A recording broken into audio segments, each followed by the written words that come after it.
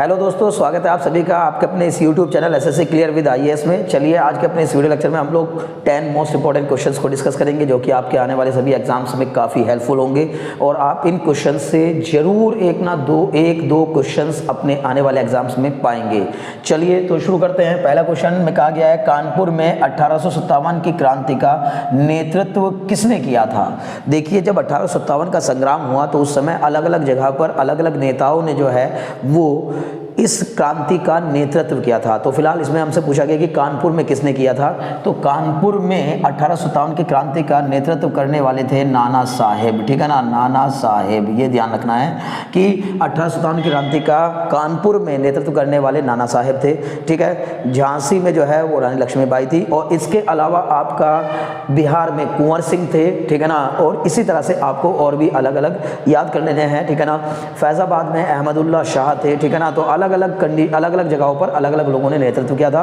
कानपुर में नाना साहेब ने किया था। किस गवर्नर जनरल के विलय की नीति को अपनाया। किस गवर्नर जनरल ने विलय की नीति या हड़प नीति को अपनाया। ठीक है ना, मतलब लैप्स, पॉलिसी ऑफ लैप्स। ठीक है ना, मतलब क्या कर लेना, मिला लेना, अपने में विलय कर लेना या हड़प कर लेना। इस नीति को अपनाने वाला गवर्नर जनरल कौन था। तो इस नीति को अपनाने वाला गवर्नर जनरल था लॉर्ड डलहौजी। ठीक है ना, यानी कि डलहौजी। ठीक है, डलहौजी ने इस नीति को अपनाया था, विलय की नीति को। ठीक है, नेक्स्ट है 1857 के विद्रोह के समय भारत का गवर्नर जनरल कौन था। जब 1857 का संग्राम हुआ तो उस समय भारत का गवर्नर जनरल कौन था। तो ये थे लॉर्ड कैनिंग। ठीक है ना, यानी कि लॉर्ड कैनिंग के नाम से इनको जाना जाता था। ठीक है ना, लॉर्ड कैनिंग। ठीक है, ये ध्यान रखिएगा, काफी इंपॉर्टेंट फैक्ट है लॉर्ड कैनिंग। सत्य शोधक समाज की स्थापना किसने की थी। सत्य शोधक समाज की स्थापना करने वाले थे आपके महात्मा ज्योतिबा फुले।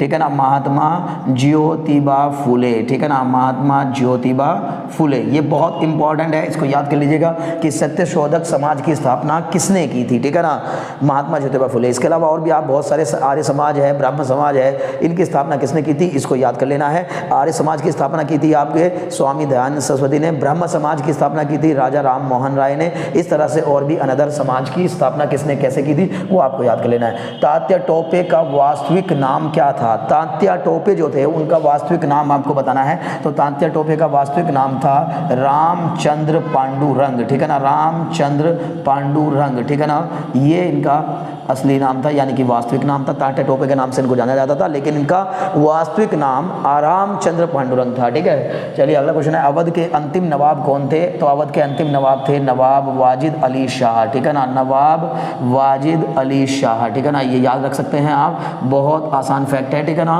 कि अवध के अंतिम नवाब के रूप में किसको जाना जाता है। ठीक है ना, अवध में उस समय नवाब हुआ करते थे। ठीक है ना, नवाब आसफुद्दौला, नवाब और भी बहुत सारे हुए हैं, तो उसमें सबसे लास्ट जो नवाब हुए हैं वो थे नवाब वाजिद अली शाह। ठीक है ना, प्रथम स्वतंत्रता संग्राम के बाद बहादुर शाह जफर को कहाँ निर्वासित कर दिया गया था। जब प्रथम स्वतंत्रता संग्राम हुआ, यानी 1857 की जब क्रांति हुई, उसी को भारत का प्रथम स्वतंत्रता संग्राम माना गया है बहुत सारे इतिहासकारों के द्वारा। तो 1857 की क्रांति के समय कौन सम्राट था उस समय। ठीक है ना, मुगलों का जो आखिरी सम्राट था वो बहादुर शाह जफर था, जो कि 1857 के समय में भारत के मुगल सम्राट के रूप में जाने जाते थे। लेकिन अंग्रेजों के खिलाफ जब इन्होंने 1857 की क्रांति का नेतृत्व किया तो अंग्रेजों ने उस क्रांति के बाद इनको रंगून में निर्वासित कर दिया था। ठीक है ना, रंगून जेल में निर्वासित कर दिया था। ठीक है ना, जब 1857 की क्रांति के बाद, ठीक है ना, रंगून में निर्वासित किया, ये याद रख सकते हैं आप कि बहादुर शाह जफर को रंगून में निर्वासित कर दिया था। प्रार्थना समाज की स्थापना किसने की थी।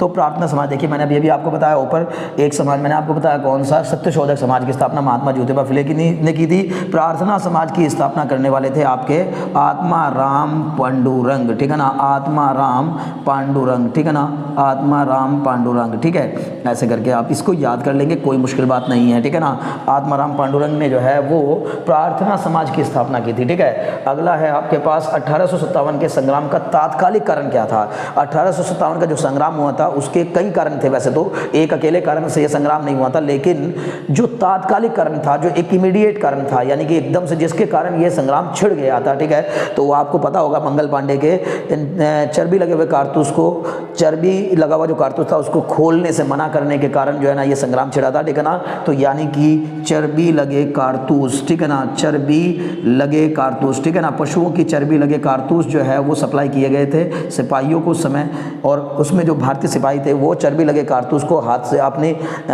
मतलब मुंह से खोलते समय जो है ना, अपने धर्म के कारण कि धर्म की इसमें अवहेलना हो रही है उसके कारण उन्होंने विरोध किया था, विद्रोह किया था, ठीक है ना। तो चर्बी लगे कारतूस के कारण, ठीक है ना, ये आप याद कर लेंगे, ठीक है, काफ़ी इंपॉर्टेंट फैक्ट है, ठीक है। सती प्रथा का बहिष्कार किस वर्ष किया गया? अब देखिए सती प्रथा हुआ करती थी, आपको पता होगा कि विधवाएं जो हैं, यानी अगर किसी का पति मर जाया करता था उस ज़माने में, तो वो उसकी जो विधवा हुआ करती थी वो भी पति के साथ चिता में जलकर जल जाती थी। इस प्रथा को सती प्रथा कहा जाता था। इस प्रथा के खिलाफ भारत में एक समाज सुधारक हुए, काफ़ी बड़ा नाम है उनका, राजा राम मोहन राय, उन्होंने सबसे पहले आवाज़ उठाई थी। ये काफ़ी इंपॉर्टेंट फैक्ट है, ठीक है ना। अब राजा राम मोहन राय और कौन उस समय के गवर्नर जनरल थे ये भी याद रख लीजिएगा, ठीक है ना। तो भारत में उस समय गवर्नर जनरल था Lord William Bentinck. Lord William Bentinck ने बहुत सारी ऐसी कुप्रथाओं पर जो समाज में उस समय फैली हुई थी उन पर रोक लगाई थी, उनके खिलाफ कानून बनाए थे, और लॉर्ड विलियम बेंटिक ने राजा राम मोहन राय को काफ़ी सपोर्ट किया था इसका खात्मा करने के लिए। और ये किस वर्ष किया गया था? तो आप लिखेंगे 1829 में सती प्रथा पर रोक लगी थी, ठीक है ना। 1828 और 29 का जो समय था उसी दौरान लॉर्ड विलियम बेंटिक जो है भारत के गवर्नर जनरल थे, और लॉर्ड विलियम बेंटिक ने इसके खिलाफ बाकायदा कानून बनाया था कि सती प्रथा पर रोक लगा दी जाए, ठीक है ना। तो मुझे उम्मीद है कि आपने आज के इन सभी क्वेश्चंस को बहुत ईजिली समझ लिया होगा, आपको ये क्वेश्चन याद भी हो गए होंगे। मैं आपको गारंटी देता हूँ आपके आने वाले एग्जाम्स में इसमें से एक या दो क्वेश्चन जरूर मिल जाएंगे। तो इतने कम समय में अगर आपको एक एक दो दो क्वेश्चन तैयार होते चले जाएँ तो मुझे लगता है कि इससे ज़्यादा इंपॉर्टेंट कुछ हो नहीं सकता। आई थिंक आपने एंजॉय किया होगा। अगर आपको मज़ा आ रहा है तो भाई वीडियोस को शेयर करिए अपने फ्रेंड्स में, और चैनल को सब्सक्राइब कर दीजिए अगर आपने अभी तक चैनल को सब्सक्राइब नहीं किया है। Very very thanks for watching.